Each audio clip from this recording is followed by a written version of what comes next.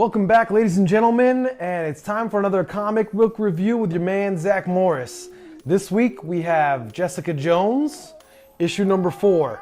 I've been a huge supporter and fan of this series so far, but this week it kind of took a turn for the worst. Brian Michael Bendis, the writer, so far was doing pretty good, but now it kind of feels like it's trying to tie into everything else going on in the Marvel Universe. I'm not so crazy about it. She's still on her first case that she hasn't solved yet from week 1.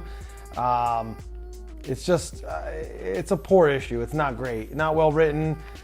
The storyline is mostly still about her and Luke Cage and the drama with the baby.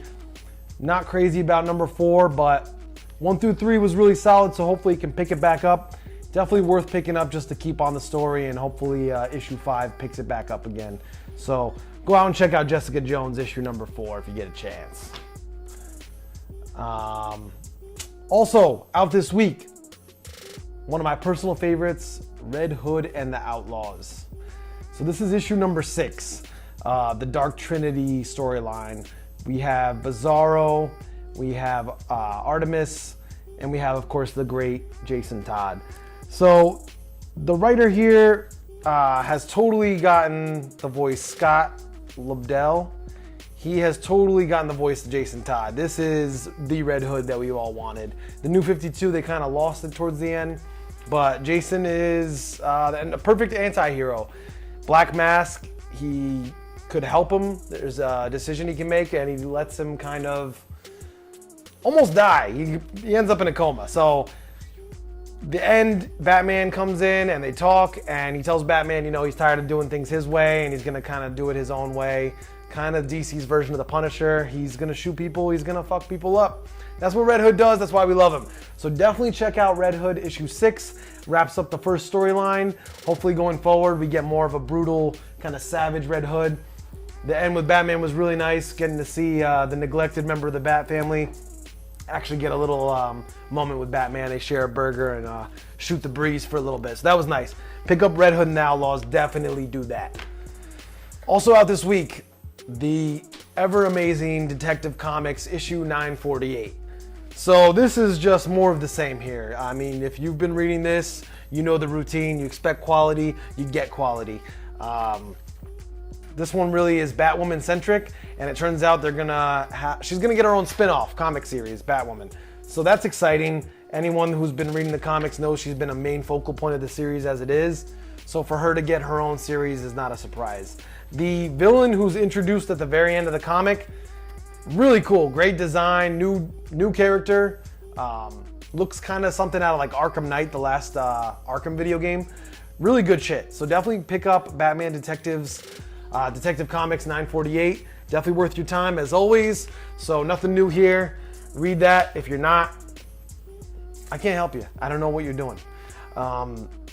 Surprising turn for the worst for me. Justice League versus Suicide Squad issue 4. Not crazy about this. I've been a huge fan. It's been like a big blockbuster movie throughout the series. 1 through 3 were excellent in my eyes. I know everyone didn't feel the same way. And people like this one, but I'm not sold. The art took a real step down. Josh Williamson's writing's still on point, but the art really took a step down. The other thing I didn't like is, if you haven't read it yet, I mean, spoiler alert, but towards the end, Lobo and Batman get into it, and Batman blows his fucking head off. So anyone that knows Batman knows that's not really a thing Batman would do. I mean, we know Lobo regenerates, and it probably is not gonna kill him. We see that he comes back anyways. They have a Justice League of America coming out with Lobo. We know Lobo's not dead, but for Batman just to fucking blow someone's head off, it just kind of seems out of character. So for me, this is a low point out of the series. It's still a solid series. It's cool to see that everybody in action together, big set pieces. It's still like a big Hollywood blockbuster. But for me, this is the weak point of the arc so far, issue 4 of Justice League versus Suicide Squad. So you're going to want to pick it up anyways, though, so you know what's going on in 5. You got to see it out, right? Justice League versus the Mighty Morphin Power Rangers. Another big event, another crossover. A lot of people are excited about. I know Invictus Prime is really excited about this. He's a huge Power Rangers fan. And this doesn't disappoint. This actually kills it. I am surprised at how much I like this issue. Issue 1 starts off great. The premise is similar to a lot of other crossovers. like Batman and Ninja Turtles. It's basically Power Rangers fish out of water. They get sent, they teleport to this other Earth where the Justice League is.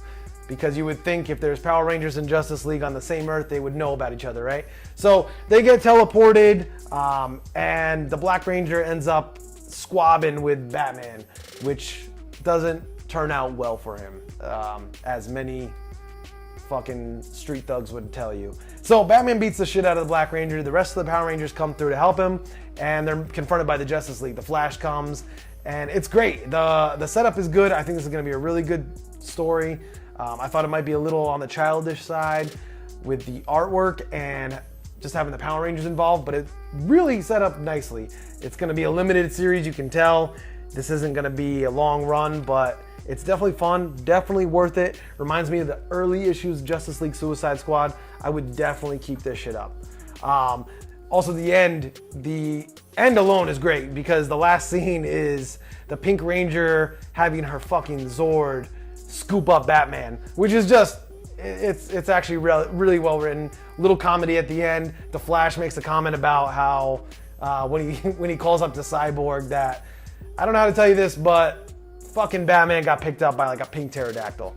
So definitely a good mix of humor, good mix of action. This is a really well written comic. Really looking forward to issue 2. Definitely gonna want to pick this up.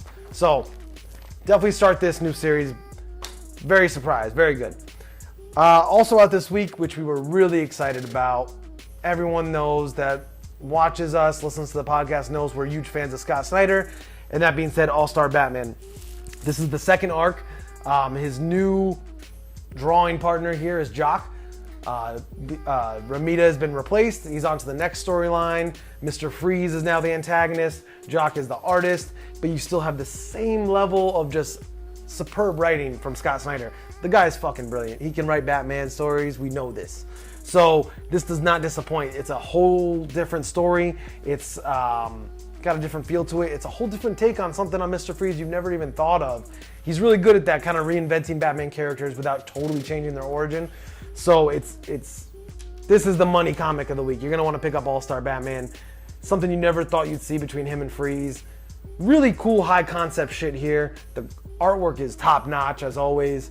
So I'm really looking forward into seeing what they do with this arc with Mr. Freeze. It's no longer the, fucking Wild West, smorgasbord of villains as it was in the first arc. You now have kind of just a one-on-one, kind of like a zombie angle with Mr. Freeze and these like Walking Dead frozen army of his. So this is great shit. Batman's suit is awesome. He's got like a heat suit in there to combat with Mr. Freeze. This is definitely, if you have to pick up one comic this week, we always rave about Scott Snyder. Nothing new here. Pick his shit up. It's fucking great. Classic in the making. If you're not reading it, you're just fucking wasting your own time. So, guys, that's it this week. Make sure you go pick up everything. It's your boy, Zach Morris. It's been a pleasure as always. Subscribe to the video. Like the video. Watch the video. Tell a friend. Have that friend tell another friend, who in turn will tell another friend. Spread the word. At the Cozmic League on Instagram, Twitter. Holler at us, man. Let us know. If there's any comics you guys would like us to review, let us know as well. Subscribe, comment, show us love. We'll show it back.